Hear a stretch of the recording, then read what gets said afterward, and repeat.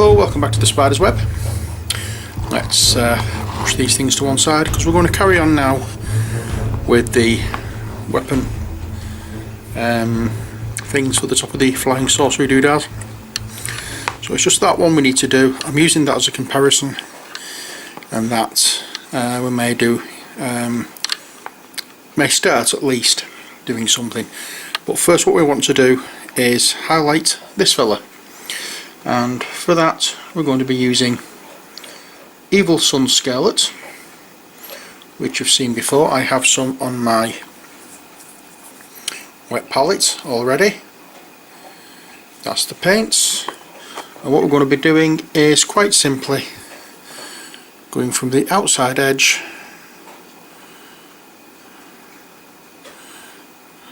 and strokes inwards,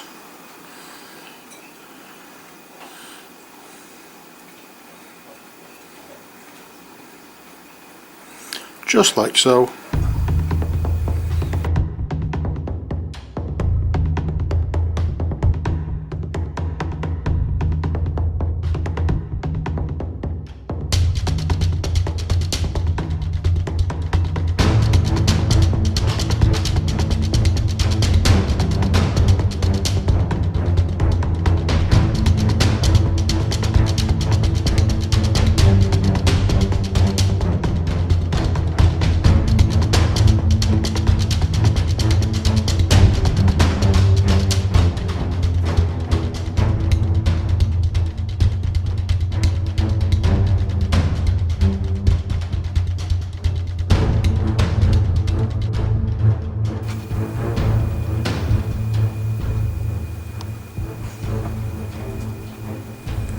Oh yeah.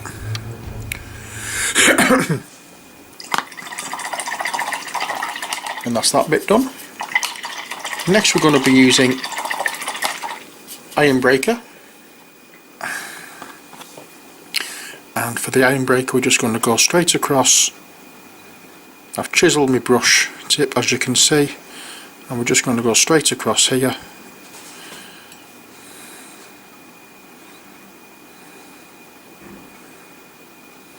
Like so,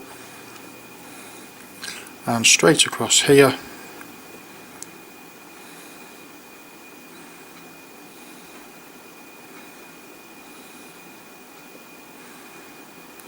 like so, and then we're going to, I'm going to go over most, if not all of the, or dry brush most, if not all, of these metal areas, for the simple reason being I want them to still look as though they are like a burnt metal rather than this brownish colour. Some areas will be highlighted, others won't be, but as I said, I just want, it's just the look I just want to get that look of the burnt metal.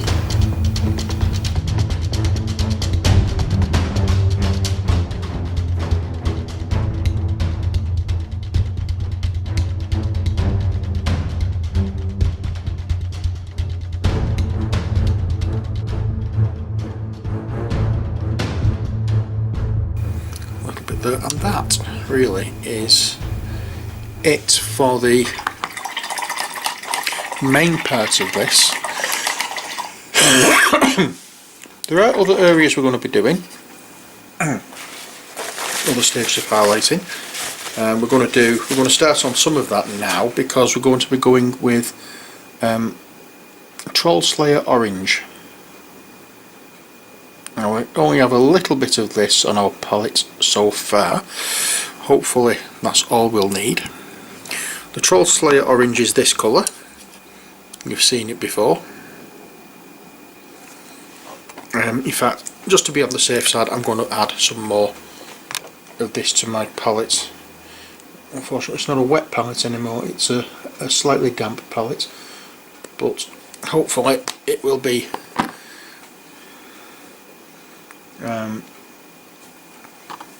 enough for what I need.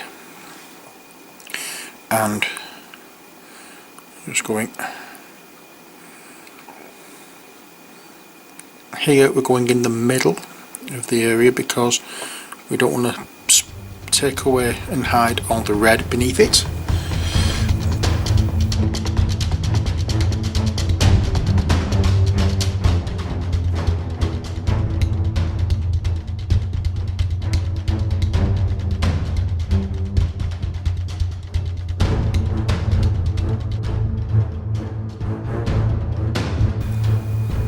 The outside edge until you get to a certain point and then stop. I'm not going to go over that with yellow either, I'm just going to leave that as is. Now, I said that I wanted some of these metal areas to be something other than I don't want that colour. Where is it? I will find it eventually.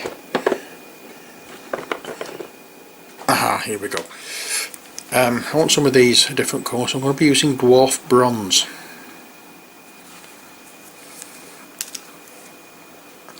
And we'll just add a touch of that to our palette, because there's not going to be much needed at all on this.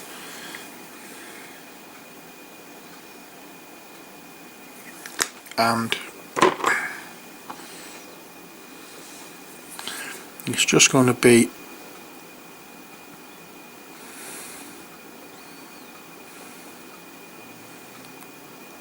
put on there, and a little bit more. Oops, a bit too much there rather.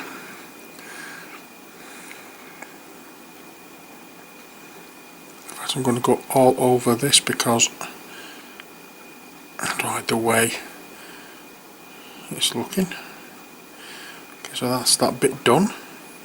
I'm going to do the same along here. I'm not bothered about going over the black, but watch going over any of the red areas.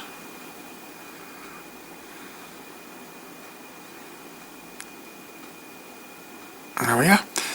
That's one bit done, and now the other bit.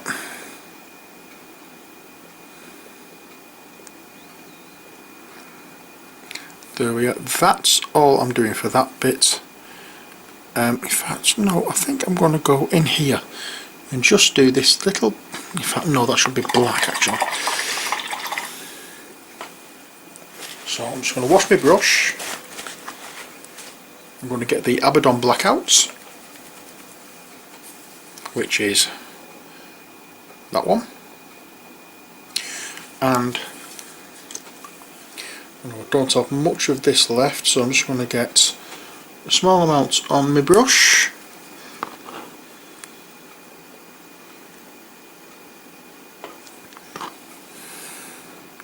and just fill in here. It's where I've accidentally gone over wrong with the iron breaker, just like that.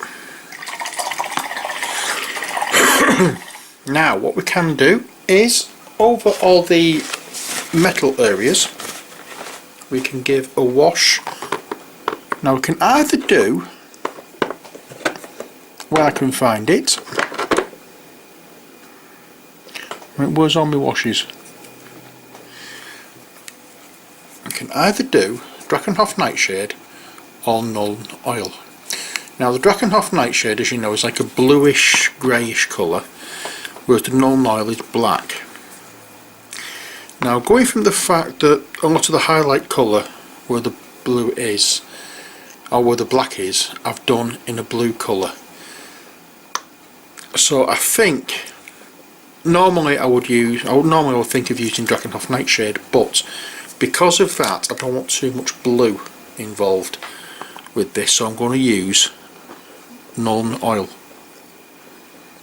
Okay, so I'm trying to fill you in with all my decisions on this. If you choose to disagree with me, then please feel free to let me know what you would do instead. But this is because I always like to hear from people who have a different way of doing things and who can help me improve my painting, as well as me trying to encourage people to paint. I enjoy, or I like it when people offer alternatives so that I can learn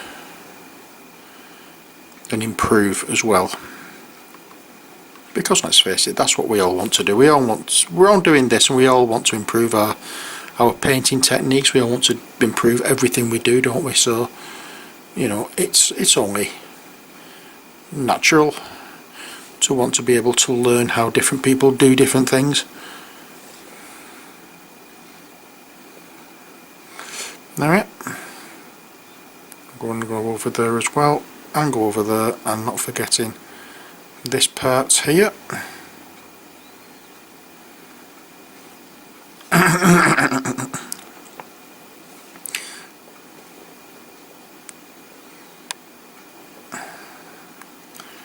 And finally underneath there.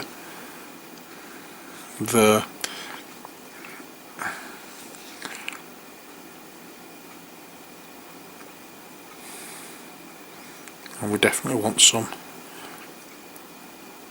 on the front, on what could be classed as the muzzle of this cannon, and then we can go over with the black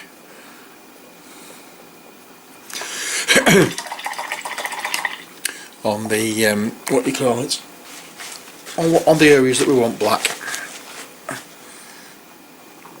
So I can hold on to those two areas there and get some black on my brush, and just once again just go around, making sure we try not to touch any of the painted areas already, and just smooth over areas that have been or smooth over the areas of the black parts that we want to stay and remain black, because there's not going to be much in the line of highlighting on these because there's no light getting to them, for the most part anyway, but there will be a little just to pick out detail. There we go.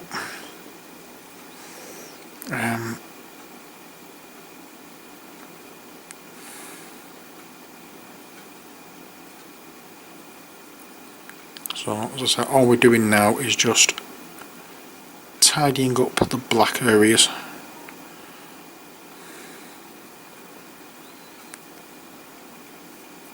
Oh yeah. That's that done. And then with just a little bit, you'll like this bit, with a little bit of the oh no, it's gone. So what I'll do with a little bit of the fang, if I can find it, and I mean a little bit, the fang, which is this colour,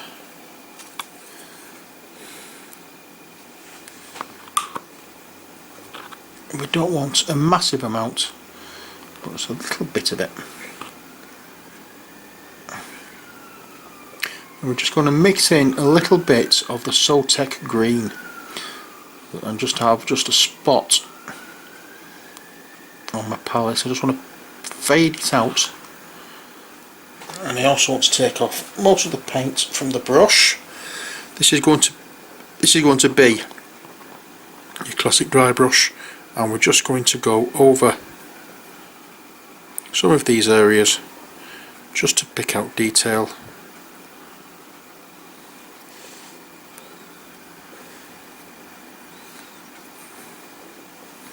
Just like so.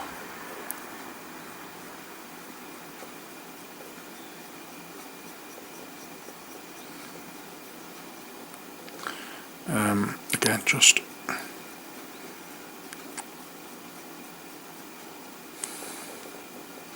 we're picking out detail, we're not highlighting, except for these areas at the top where there will be light hitting, and that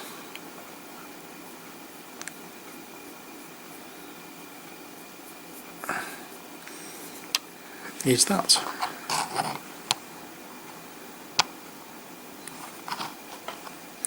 And that's how we look. When it comes down to in fact, that is actually dry. I was going to say when it comes down to the Nuln Oil drying, we can then highlight even further, highlight the metal even further, but it has actually dried, so that's nice. So using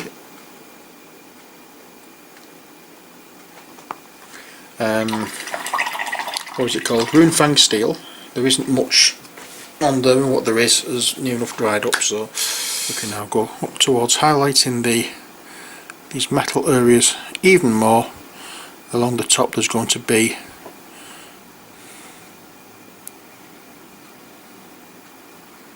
quite a bit to do.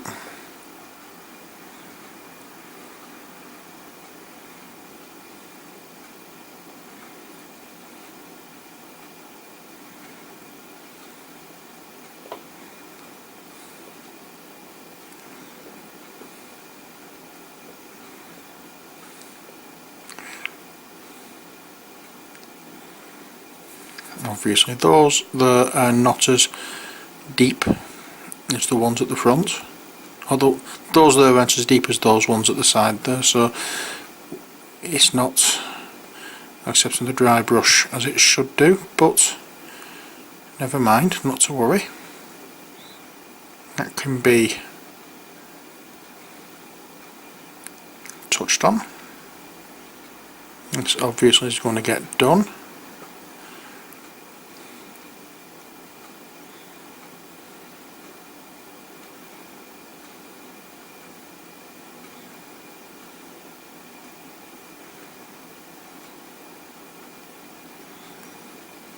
So these bits are going to be highlighted slightly, and finally it's just down here with these pieces.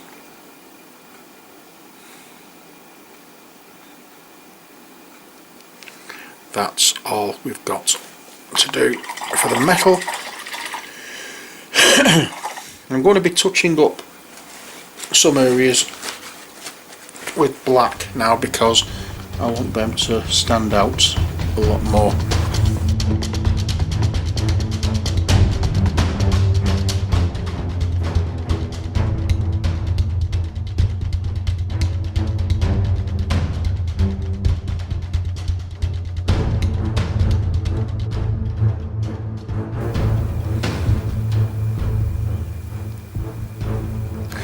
And that is it for this model, well, this part of the model, I believe. Let's have a look at how it looks on the thing itself. Oh no, actually a little bit more of the highlighting to do just on the red areas with yellow. And we're using Flash Gitch yellow, you may remember. So lots of the colours that I used, or that I put down when I started doing this, or when I did the last bit of highlighting, have all dried up now because it's been a few days and I didn't put much on anyway because I knew I didn't need much. So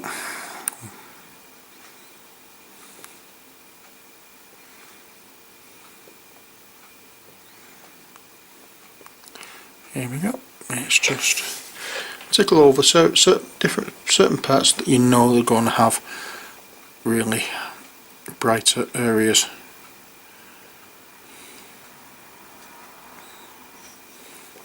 And we're just making little dots around the edge of this because we don't want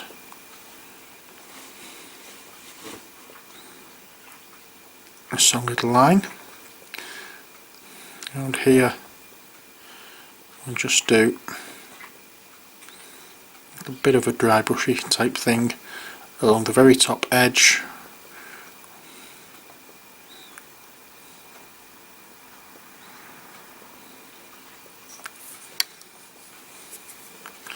turn it around because it might be better doing it that way than the way I was doing it.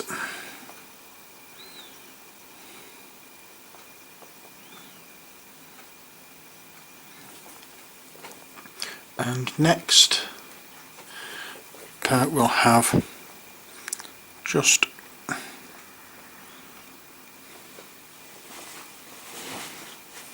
a kind of like a tickle here and wipe off.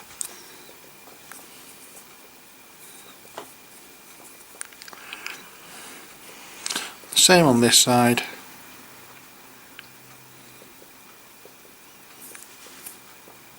Tickle there and wipe off. And then here we'll do the little dotty things again right in the middle.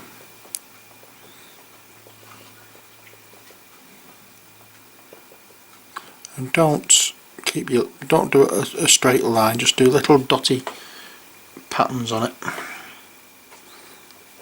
And the same here, try and make it triangular to match the shape.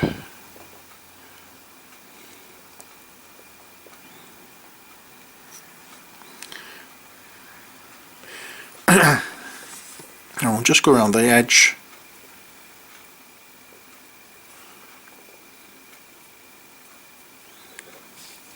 Just to show that light has actually got down there.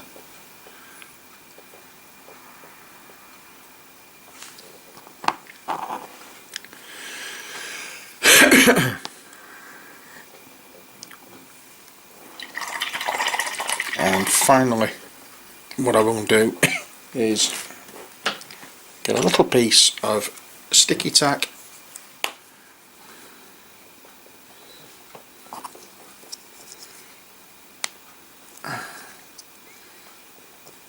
There you are, and that's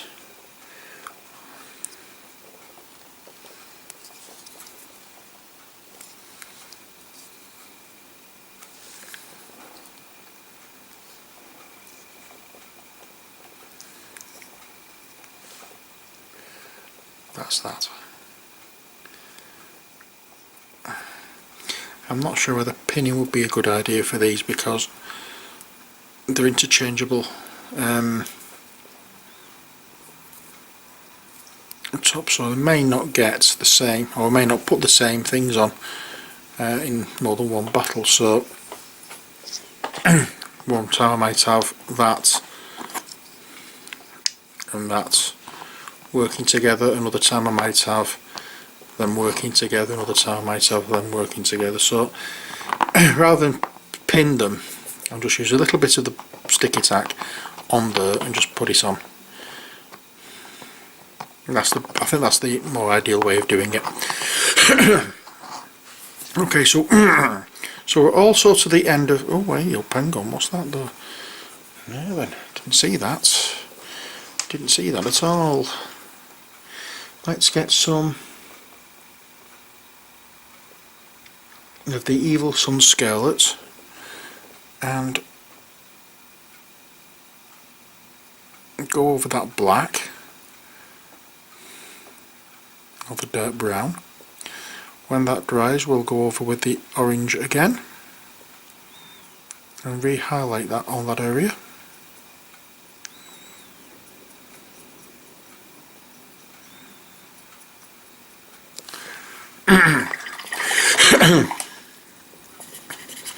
It's not too thingy. It's not actually too bad.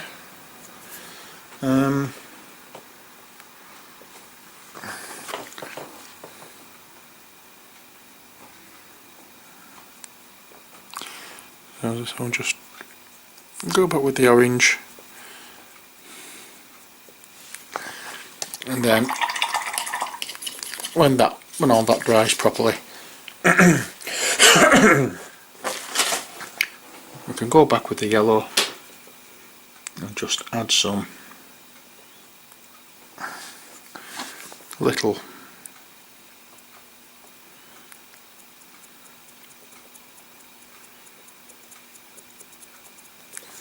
just like that, just to match it in. see how you can correct things with this type of paint. You can do the same, not just with models, but when you're painting the larger pictures that I also do, you know. Acrylic paint is very easy to repair, to make adjustments to. Don't be frightened of it. Don't be frightened of it. Right, so there are them two done. Next time we'll be concentrating on this little devil. So until then, as always, take care, God bless, and bye for now.